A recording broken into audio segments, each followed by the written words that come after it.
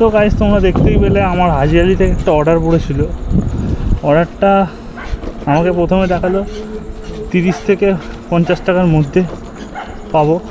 তো যাই না, রাত এখন বাজে একটার সময়, মানে 12টার পরেই, 12টার পরে 10 টাকা করে এক্সট্রা দেওয়ার কথা।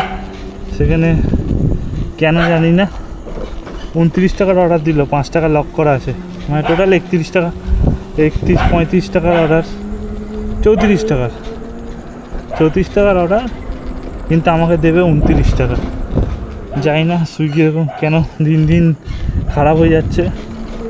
তাই বলবো, যারা যারা রাতে সুইগিতে কাজ করো তারা সুইগি আর করো না রাত্রিবেলায়, এটাই বেটার হবে। অন্য কোনো অ্যাপে কাজ করো, ভালো হবে, সুইগি করো না। আর রাত্রিবেলায় 12টার পরে মানুষ কাজ করছে, মানুষ দুটো পয়সার জন্য, তাও দিচ্ছে কত? 29 টাকা। এবার যে টাইম মেনটেন করবে সে পাবে পুরো 34 টাকাটা, যে পুরো টাইম মেনটেন করবে না, মানে 11টার থেকে 2টো অবধি, সে তো এই টাকাটা পাবেই না। মানে এরপরে যদি আবার একটা 50 টাকার অর্ডার দেয়, আবার 5 টাকা এখানে ইয়ে হয়ে থাকবে। তা আমি তো বলবো না করাই বেটার, এই ঠিক আছে।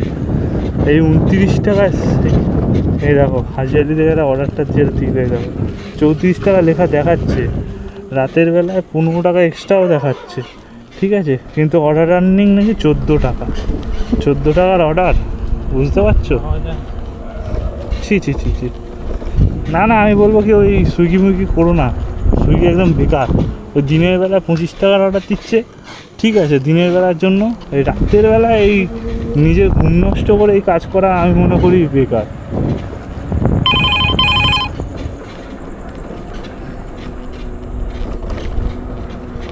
তো চলো, এটাই আপডেট দেওয়ার ছিল, আর কি বলবো।